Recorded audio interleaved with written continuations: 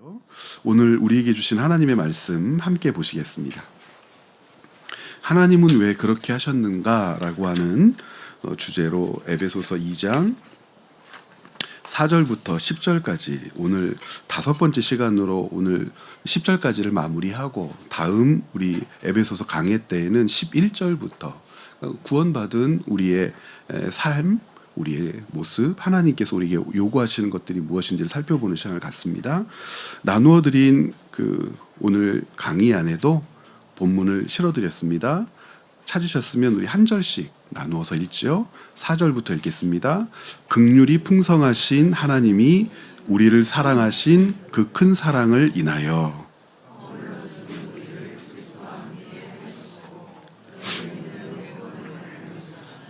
또 함께 일으키사 그리스도 예수 안에서 함께 하늘에 앉히시니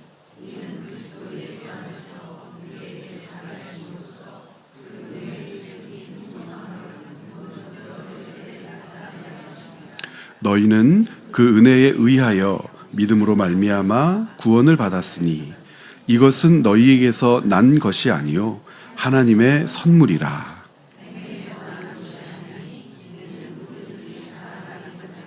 함께 읽겠습니다. 우리는 그가 만드신 바라 그리스도 예수 안에서 선한 일을 위하여 지으심을 받은 자니 이 일은 하나님이 전에 예비하사 우리로 그 가운데에서 행하게 하려 하심이니라. 아멘. 나누어서 읽자고 했더니 짝수를 읽고 싶으신 분들은 짝수를, 홀수를 읽고 싶으신 분은 홀수를 그렇게 읽으신 거 맞죠? 예. 하나님은 왜 그렇게 하셨는가? 오늘 말씀 이해를 위해서 지난주에 들었던 말씀들을 잠깐 요약을 했으면 좋겠습니다. 여러 가지 이야기를 여러분들과 나누고 말씀을 살폈지만 믿음을 보는 우리의 관점이 새로워져야 함을, 혹은 믿음을 보는 관점이 성경적이어야 함을 여러분들께 말씀을 드렸었습니다. 믿음을 오해하면 우리가 예수 그리스도를 믿는다라고 하는 사실 때문에 그 믿음 자체를 어떤 식으로 받아들일 위험이 있냐면 우리의 열심이나 우리의 어떤 행동이나 우리의 어떤 각오나 우리의 반복된 노력을 통하여 성취한 것이라고 오해할 수가 있어요. 그러니까 믿음이라고 하는 것, 예수 그리스도에 대한 믿음을 갖게 되었다고 했을 때 예수 그리스도에 대한 믿음은 예수 사건에 대한 믿음이죠. 하나님이 인간의 몸을 입고 오셨다는 것, 그분이 우리의 모든 삶을 체휼해 내셨다는 것, 그분께서 우리의 죄를 지고 십자가에서 죽으신 지 사흘 만에 부활하시고 살아나셔서 하늘로 올리셔 하나님 보좌 우편으로 나아가셨다는 사실을 믿는 것이 예수님을 믿는 것인데, 그 믿음에 이르기 위하여 우리가 무엇을 할 수 있을까를 생각하는 사람들이 있단 말이에요. 우리가 무엇을 한들 예수 사건을 믿는 그 믿음에 이룰 수 없다는 것이 성경의 가르침이요 진술이었습니다. 체험과 비움의 교회 공동체는 성경의 가르침, 그 요구를 따라서 우리가 예수 사건을 믿는데 무엇인가를 할 수 있는 존재가 아님을 고백해내야 합니다. 인간은 타락했고 타락한 인간이 하나님의 선한 지식에 이를 길이란 없습니다. 누가 돕지 않고서는 그것이 불가능하냐면 하나님께서 우리를 돕지 않으시면, 우리를 붙들어내지 않으시면, 우리를 견뎌주지 않으시면, 우리를 포기해버리시면, 놔버리시면 우리에게 주목하셨던 하나님의 그 얼굴을 돌려버리시면 우리는 예수 사건, 예수 그리스도에 대한 믿음을 가질 수 있는 존재가 아닙니다. 그러므로 믿음은 어떤 관점에서 절대 이해되어서는 안 되냐면 성취의 관점에서 절대 이해되어서는 안 됩니다. 성경에서 성경을 연구할 때 우리가 성취라고 하는 단어를 참 많이 사용하는데, 성취라고 하는 단어는 우리에게 적용하는 단어가 아니라 하나님께 적용해 드리는 단어입니다. 어떤 하나님을 신뢰할 때 우리는 성취라고 하는 말을 사용할 수 있냐면 불변하신 하나님, 전능하신 하나님, 인애하신 하나님, 그 하나님을 우리가 알면 알수록 하나님이 하나님의 일을, 하나님의 언약을, 하나님의 말씀을 성취하셨다는 사실이 가슴 저미도록 감사함으로 다가올 수밖에 없죠. 하나님이 그 말씀을 성취하시기 위하여 어떤 일을 하셨는가, 어떤 구원의 여정을 주도하여 지금까지 이 땅을 섭리하고 다스려 오셨는가를 우리는 말씀을 통해서 배워요. 그 배우는 과정을 통해서 깨닫는 것, 예수를 믿게 된 것은, 우리가 구원받은 것은 우리의 그 어떤 것으로 성취해낸 결과가 아니라는 사실이죠. 성취해낸 결과가 아니기 때문에 구원을 바라보는 관점도 다르죠. 우리가 에베소서를 읽어내면서 에베소서 특별히 4장부터 10절까지의 말씀 중에 우리는 5절 말씀, 8절 말씀을 주목했었어요. 왜 주목했습니까? 허물로 죽은 우리를 그리스도와 함께 살리셨고, 그런데 굳이 부연 설명을 해요. 너희는 은혜로 구원을 받은 것이라. 그러니까 구원이라고 하는 것이, 즉 믿음이라고 하는 것이 성취가 아니면 구원은 무엇이 될 수 없습니까? 보상이 될 수 없어요. 1등의 자리를 성취하면 1등에 걸맞는 보상들이 있지 않습니까? 금메달을 준다든지, 나라로 귀국하게 되면은 포상금을 준다든지, 1등이 되었을 때 누리는 어떤 인간적인 영광이 있다든지. 그러니까 1등을 왜 하려고 하느냐? 그 1등으로 말미암아 1등이라는 그 사실을 사람들이 알게 되었을 때 내게 주는 보상에 대한 기대가 있기 때문인데, 믿음과 구원의 관계를 그래서 우리는 어떻게 이해하지 않습니까? 성취와 보상으로 이해할 수 없어요. 바울은 지금 5절에서 그 얘기를 하고 있는 거란 말입니다. 그래서 8절에 있는 말씀이 이 관점에서 읽어지면 이해가 되는데, 자, 8절 말씀 같이 한번 읽어볼까요? 너희는 그 은혜에 의하여 믿음으로 말미암아 구원을 받았으니 이것은 너희에게서 난 것이 아니요 하나님의 선물이라. 이 8절의 문장 구조를 보세요. 얼마나 어색한지. 너희는 그 은혜에 의하여 믿음으로 말미암아 구원을 받았으니 그래요. 믿음이 성취의 관점에서 이해돼 버리면 그 뒷문장이 어울리는 문장이 됩니까? 어울릴 수 없지요. 믿음이라고 하는 것이 우리의 어떤 성취라고 여겨진다면 구원은 뭐가 될 수 없어요? 선물이 될 수 없습니다. 왜 그러냐면 선물이라고 하는 것이 성취에 걸맞는 선물을 이야기하는 것이 아니라 대가를 이야기하는 것이니까, 그 수준에 마땅한, 내가 마땅히 누려야 할 어떤 것이 되어버리니까. 그러므로 지난주에 우리는 무엇을 확인했습니까? 구원은 사람이 이룬 성취에 대한 무엇이 아니에요? 보상이 아닙니다. 그럼 구원이라고 하는 것은 무엇이냐? 그러니까 하나님께서 왜 그렇게 하셨는가라고 하는 이 질문을 통해서 우리가 지난주에 살펴보았죠. 하나님은 우리의 구원을 이루시기 위하여 어떻게 하셨습니까? 신실하게, 당신에게 신실하게, 당신의 신실함으로 당신의 일을 신실하게 이행하신 결과가 우리에게 구원으로 주어졌다. 하나님의 신실하심, 우리 주 예수 그리스도의 신실하심을 바라보지 않고 우리가 받은 구원을 우리가 어떻게 설명할 수 있겠는가요? 우리가 구원받았다는 것은 우리를 주목하신 하나님이 우리를 위하여 일하셨다는 것이고, 하나님의 그 일은 어떠한 하나님의 일로 우리에게 깨달아집니까? 불변하신 하나님, 약속하시되 그것을 변개하시거나 옮겨 놓으시거나 잊으시는 분이 아니시기에 그 신실함으로 우리의 구원을 이루어 내셨다는 겁니다. 그러니까 믿음 그리고 구원의 관계를 어떤 관점에서 바라보는 것을 이제는 거두어야 합니까?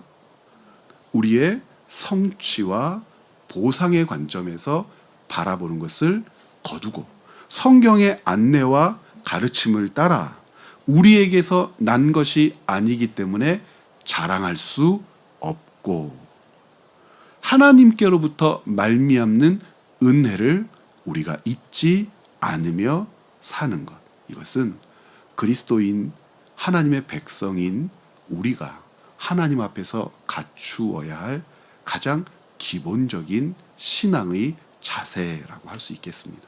그럼 오늘 이것들이 이해되고 정리가 됐다면 오늘 하나님께서 왜 그렇게 하셨는가라고 하는 이 질문에 마지막 단추를 낄 수 있을 것 같습니다. 하나님께서는 왜 우리의 구원을 이루어내셨을까? 하나님은 자기 백성을 왜 붙들고 놓지 않으셨을까? 하나님의 그 신실함으로 우리가 구원받는 자리에 나아가기까지 그 열심을 다하셨을까? 하나님은 왜 그렇게 하셨을까? 10절이 분명한 답변이 되죠. 하나님은 왜 그렇게 하셨대요? 10절 말씀 우리 같이 한번 읽어볼까요?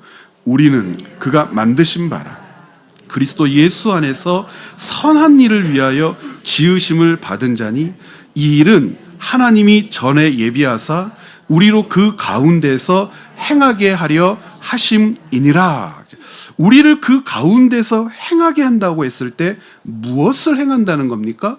우리를 지으시고 만드신 목적이 뭐래요?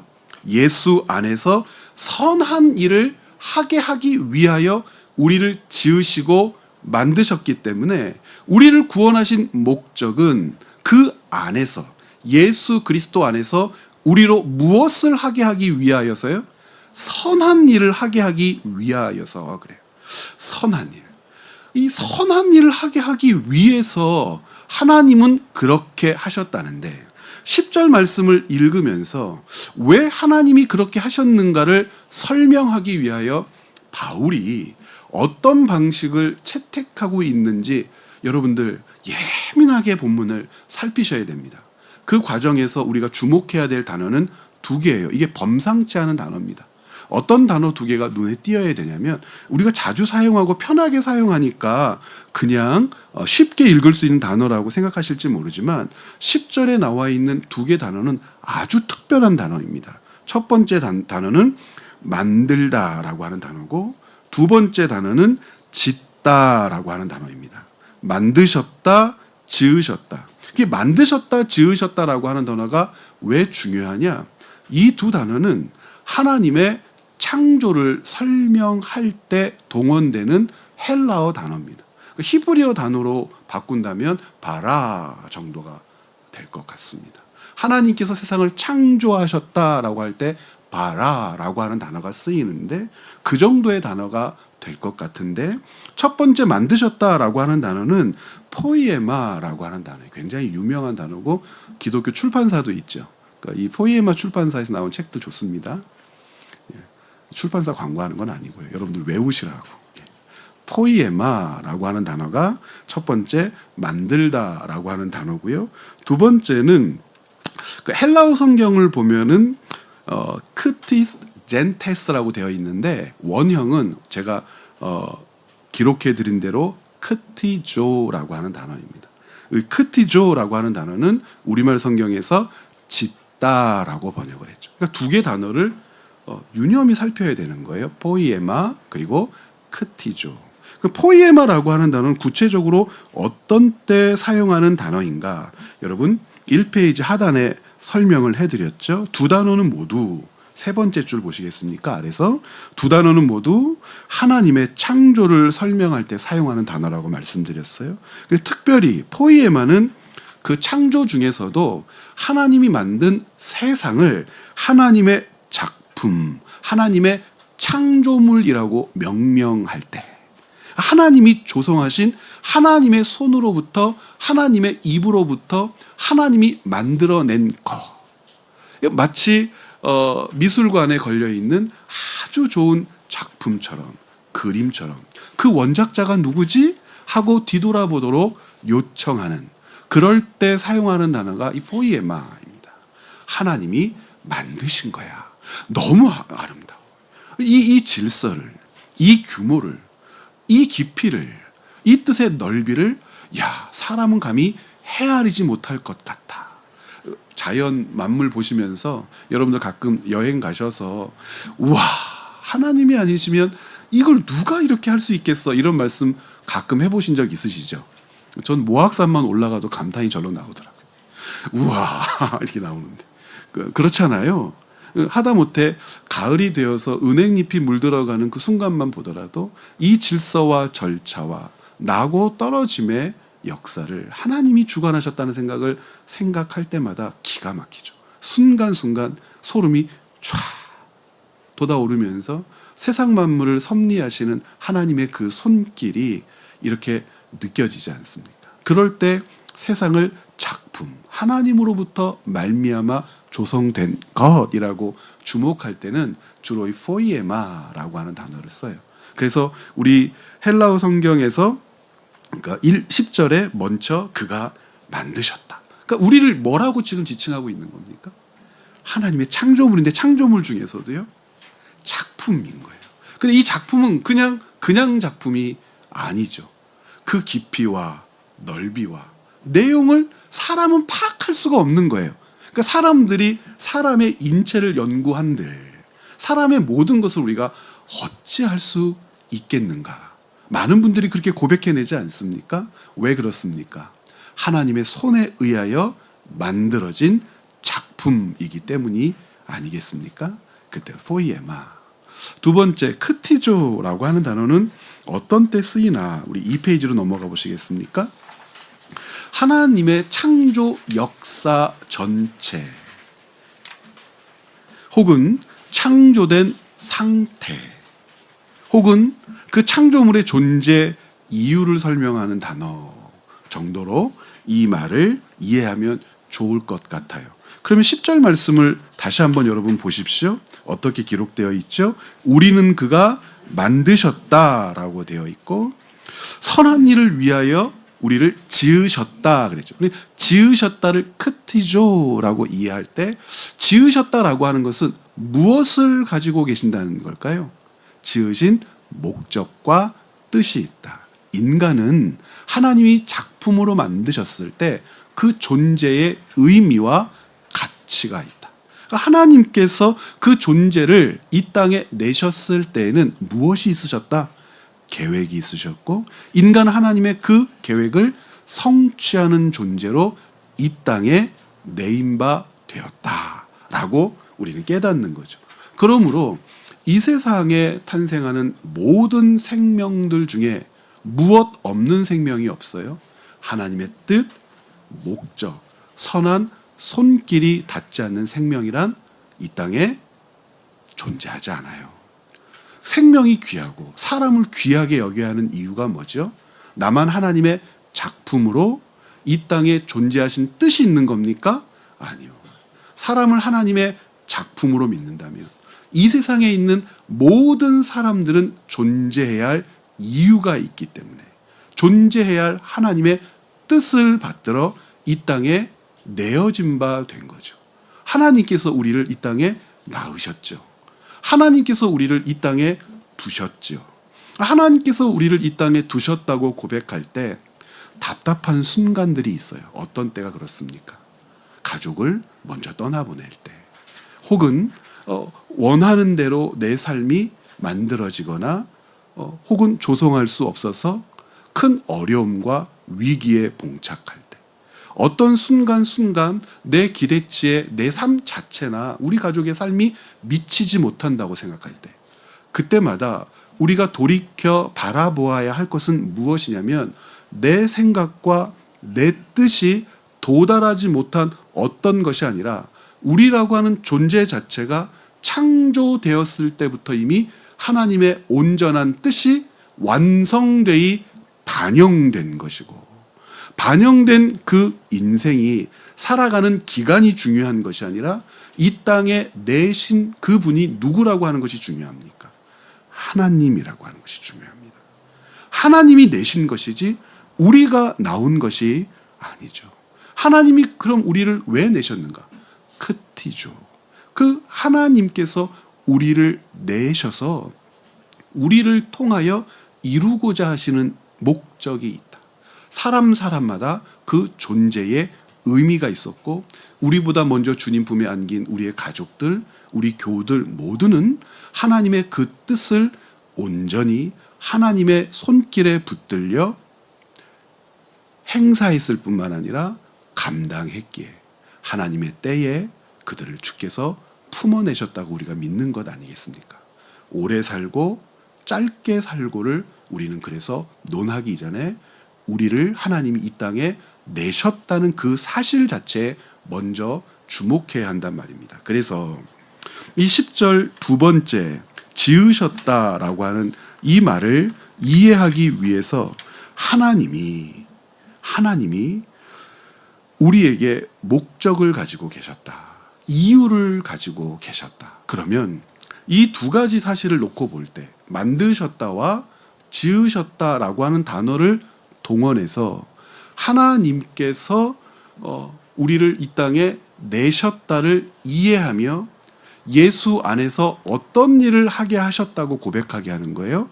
선한 일을 하게 하셨다고 고백하는 거예요.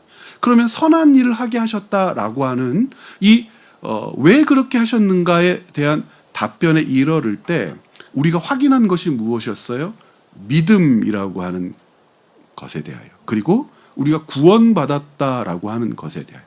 참 바울이 놀라운 게 무엇이냐면 우리가 감히 생각하지도 못했던 것을 그는 하나님께로부터 듣고 보아 우리에게 남겨준 거예요. 그것이 무엇이냐면 구원이라고 하는 사실을 어떤 관점에서 이해하고 바라보도록 의도하여 우리를 인도하고 있어요? 창조라고 하는 관점이에요. 하나님이 세상을 창조하셨다라고 하는 사실과 우리가 구원받았다라고 하는 것이 맥락 안에서 묶이는 지점이 있고, 하나님의 창조와 우리의 구원이 하나된 생각으로 이해되어져야 할 영역이 있다는 거예요. 즉 하나님께서 우리에게 베푼 구원이라고 하는 것을 실행적 측면에서 놓고 볼 때 하나님의 창조를 깨닫지 못하면 구원받은 우리가 이 땅에서 부여받은 하나님의 뜻과 존재의 의미가 무엇인지 다다르지 못하는 연약함 속에 머물 수 있다는 겁니다. 구원이라고 하는 것이 실행적 측면이 있는가 하면 우리 안에서 정적인 측면으로 곱씹어 보아야 할 하나님의 은혜의 내용이라는 것이 있죠. 곱씹어야 될 하나님의 은혜의 내용은 이론적 기반을 다지는 것인데, 하나님께서 우리를 구원해 내셨다고 할 때 우리는 믿음과 구원의 관계를 어떻게 정의하지 않았어요? 성취와 보상으로 정의하지 않았어요. 그 성취와 보상으로 정의하지 않는 것이 옳은 이유가 무엇이냐면 하나님이 인간을 이 땅에 내셨을 때를 생각해 보라고요. 인간이 무엇을 해서 하나님이 그를 창조하신 겁니까? 그것 아니에요. 하나님의 창조는 무엇으로부터의 창조죠? 무에서의 창조이죠. 이것을 이성적으로 이해하고 설명한다는 것은 불가능하지만 성경의 기록을 우리는 믿는 것이죠. 무에서 창조되었단 말이에요. 그럼 무에서 왜 창조하셨는가? 이 페이지를 한번 보시겠습니까? 세 번째 줄, 예수 안에서 선한 일을 위하여 우리를 만드셨고 그리고 우리를 지으셨다고 설명합니다. 만드셨다는 것과 지으셨다는 단어의 용례를 통해서 확인했듯이 하나님의 창조로부터 하나님의 구원을 이해하도록 이끌어가는 바울의 의도를 놓치지 않아야 하는데, 만드셨다라고 하는 측면에서 우리가 얼마나 귀한 존재인지 작품이라고 하는 개념으로 우리의 창조된 존재를 바라보게 하고, 그리고 하나님이 우리를 얼마나 소중하게 다루어 우리를 통하여 당신의 뜻을 이루어 가시는지 지으셨다라고 하는 말로 또 우리의 삶을 조망하여 보게 된단 말입니다.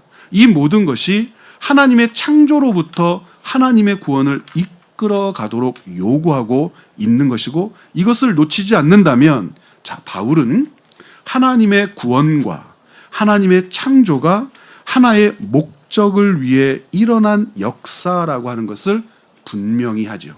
그러면 여기에서부터는 이제 어렵지가 않아요. 왜 어렵지가 않냐면 바울은 지금 우리의 구원을 뭐라고 부르고 싶은 거예요? 창조의 관점에서 부르고 바라보도록 요구하는 거예요. 그래서 많은 우리의 믿음의 선배들, 특별히 그 개혁주의자들이라고 부르는 성경 중심의 사상을 가지고 있는 우리 믿음의 선배들은 우리의 구원을 가르쳐서 이렇게도 부르자고 요청합니다. 같이 한번 해보실까요? 새 창조. 예. 우리 주 예수 그리스도를 통하여 조성된 새 인류라고 불러서 우리를 가르쳐 하나님의 새 창조의 사람들이라고 부르자고 요구합니다. 자, 그러면 왜 새 창조의 역사를 우리의 구원이라고 부르자고 했을까? 하나님께서 인간을 창조하셨을 때 그에게 부여하신 의미와 뜻이 있죠. 그에게 부여하신 의미와 뜻이 뭡니까? 가장 좋고 아름다우며 소중하며 사랑스러운 존재로서 인간은 이 땅에 놓여진 하나님의 작품이었어요. 그 인간을 위하여 며칠이 필요했죠? 5일이 필요했죠. 모든 세상을 조성하셨단 말이에요. 빛을 하늘에 달아놓으신 이유가 뭐예요? 물과 묻을 나누신 이유가 뭐예요? 땅에 식물들이 자라게 하신 이유가 뭐예요? 공중의 새들을 날게 하신 이유가 뭐예요? 동물들을 조성하시고 물속 깊은 곳에서 헤엄치며 다니는 물고기들을 만드신 이유가 뭐예요? 인간이 살도록 조성하셨다는 거예요. 인간을 그렇게 귀하게 여기셨다는 거죠. 그리고 그 인간으로 하여금 그 모든 것들을 어떻게 하게 하셨어요? 다스리게 하셨습니다. 그렇죠? 다스리다. 창세기의 1장에 다스리다라고 하는 표현이 1장 26절에 한 번, 그리고 28절에 한 번 등장해요. 인간을 이 땅에 두신 목적을 분명히 하시는 거예요. 다스리는 것입니다. 인간을 통하여 하나님이 만든 이 세상을 다스리게 하셨어요. 그럼 이 다스린다라고 하는 이 말을 어떻게 이해해야 하죠? 1장 28절만 놓고 본다면 어떤 글들이 가득 차 있습니까? 하나님 먼저 복을 주신다고 하십니다. 이 땅에 창조된 인간에게 복을 주사 생육하고 번성하고 땅에 충만하여 이 땅을 다스려라 라고 말씀하십니다. 그 1장 26절에 사람을 창조하신 목적이 사람을 창조하여 이 땅을 다스리게 한다고 하십니다. 그러면 여기서 다스린다라고 하는 이 말은 인간으로 하여금 하나님과 관계없는 뚝 떨어진 존재로 너무 귀하고 소중하니까 이 땅에서 왕노릇해 동물들을 갖다가 네 맘대로 어떻게 하고 뭐도 어떻게 하고 이 세상의 모든 것들 질서를 좌지우지하는 존재가 되어 왕처럼 살아라고 하는 뜻입니까? 우리가 이 부분을 언제 했었죠?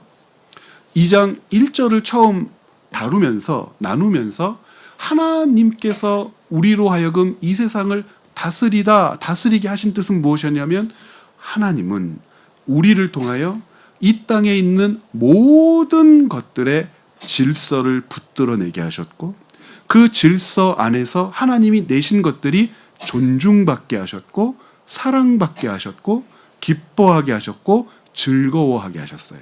누구로 인하여?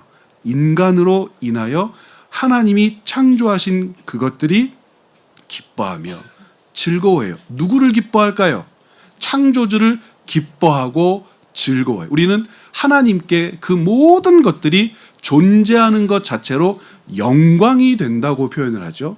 꽃은 꽃으로 존재하기 때문에 하나님이 기뻐하시죠. 꽃은 하나님을 기뻐해요. 하늘의 새는 존재하는 것으로 하나님을 기뻐하고 하나님이 그것들을 기뻐해요. 동물들은요, 존재하는 것으로 그것들이 하나님을 기뻐하고 하나님이 그것들을 기뻐해요. 그 모든 것들을 알도록 그 모든 질서가 유지되도록 하나님이 그 책무를 누구에게 맡기신 겁니까? 인간, 사람에게 그것을 맡기신 거예요.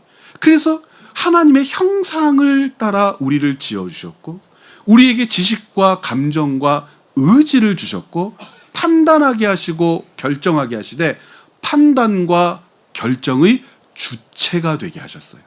주체가 된다는 것은 무엇입니까?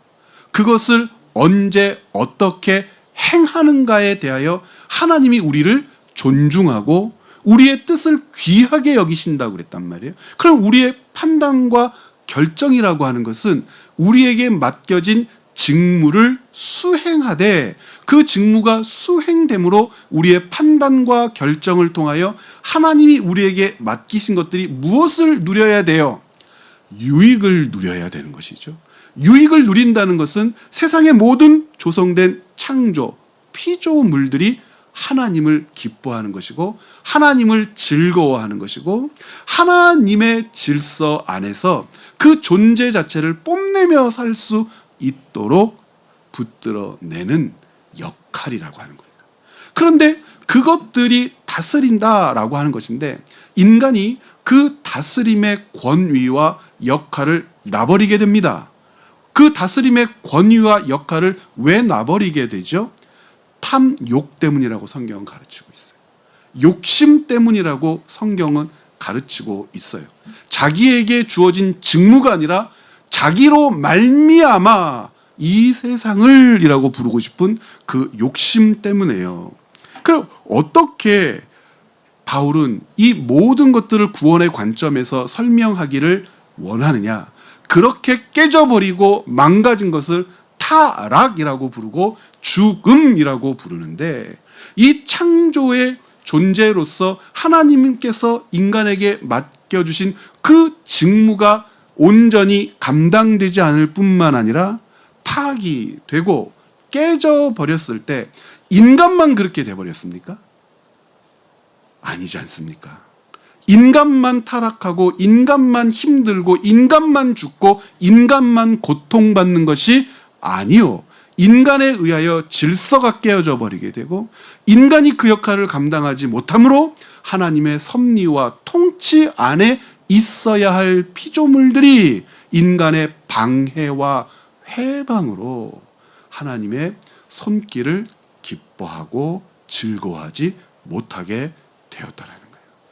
그러므로 인간을 구원했다라고 하는 것은 이 창조의 관점에서 하나님이 다시 그 직무를 맡기시겠다는 뜻이고 하나님이 맡기시는 그 직무를 통하여 하나님께서 이루실 새 창조의 역사에 참여하고 그 새 창조의 역사에서는 다시는 어떤 일이 벌어질 수가 없어요. 다시는 깨어지고 왜곡되고 회방하고 욕심을 부려 하나님의 질서를 깨버리는 일은 일어나지 않을 거다. 그러므로 바울이 우리에게 가르치는 것, 이 에베소서 2장 10절까지의 이 말씀, 하나님은 왜 그렇게 하셨는가? 제가 왜 이 질문을 던지는지 이제 여러분들도 공감하실 수 있으리라 믿습니다. 하나님은 왜 인간을, 자기 백성을 부르시고 그들을 구원하셨는가? 창조의 어그러진 역사를 다시 회복시켜 새 창조의 역사를 이루어 가시되 새 창조의 그 역사의 한복판에 깨지고 어그러진 인간을 살려 그에게 다시 그 소임을 맡기시기 위하여 그것을 바울은 만드시고 지으셨다. 예수 안에서 선한 일을 하게 하시려고 라고 설명하고 있단 말입니다. 그래서 여러분 2페이지 정리되는 부분 한번 같이 한번 제가 읽어보겠습니다. 위에서 하나, 둘, 셋, 넷, 다섯, 여섯 번째 줄 바울은 혹시 찾으셨습니까? 중간쯤? 네, 바울은 하나님의 구원과 하나님의 창조가 하나의 목적을 위해 일어난 역사라고 생각하는 것이 분명합니다. 에베소서 2장 10절에서 밝히고 있듯이 같이 한번 읽어봐요. 하나님은 당신의 선한 일을 위하여 인간을 만드셨고 예수 안에서 선한 일을 위하여 다시 인간을 만드셨다. 처음 인간을 만드셨을 때 그 창조가 깨져버리게 되죠.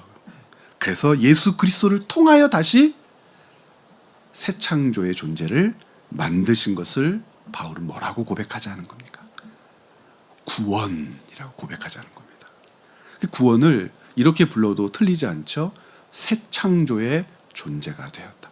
그럼 새 창조의 존재가 되었다는 것은 바울은 처음 창조된 타락하기 전 인간과 예수 그리스도를 통해 구원받은 인간을 하나님의 창조 관점에서 같은 목적의 존재라고 말해요. 자, 에베소 4장 24절 말씀 같이 한번 읽어볼까요? 하나님을 따라 의와 진리의 거룩함으로 지으심을 받은 새 사람을 입어라. 이제 이 문장들이 이해가 되는 거죠. 갈라디아서에서는 더 분명하게 이렇게 진술합니다. 제가 읽어볼게요. 6장 14절. 그러나 내게는 우리 주 예수 그리스도의 십자가 외에 결코 자랑할 것이 없으니 그리스도로 말미암아 세상이 나를 대하여 십자가에 못 박히고 내가 또한 세상에 대하여 그러하니라. 자, 그러나 15절. 할례나 무할례가 아무것도 아니로되 오직 새로 지으심을 받는 것만이 중요하니라. 그래서 우리를 누구라고 부르자고요? 새 창조의 사람이라고 부르자고 합니다. 그냥 빨리 하면은 쿡 그냥 대충 넘어가서 이 단락을 할 것 같은데 저희가 오늘 조금 빨리 끝내고 이 이단락 새 창조의 사람 2장 4절부터 10절 한 번 더 하는 것이 낫겠습니까? 아니면 조금 늦게 가셔도 괜찮습니까?